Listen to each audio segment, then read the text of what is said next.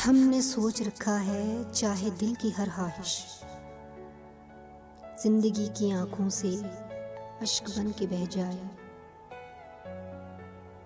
चाहे अब मकीनों पर घर की सारी दीवारें छत समेत गिर जाएं, और बेमुकद्दर हम इस बदन के मलबे में खुद ही क्यों न दब जाएं। तुमसे कुछ नहीं कहना, कैसी नींद थी अपनी, कैसे ख्वाब थे अपने, और अब गुलाबों पर नींद वाली आंखों पर नर्म खून से ख्वाबों पर क्यों अज़ाब टूटे हैं। तुमसे कुछ नहीं कहना। घर गए हैं रातों में बेलिबास बातों में, इस तरह की रातों में कब चिराग जलते हैं, कब अज़ाब डलते हैं।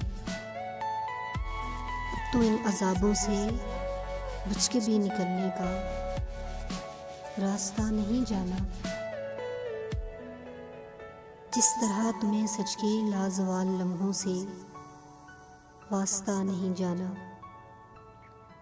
हमने सोच रखा है तुमसे कुछ नहीं कहना,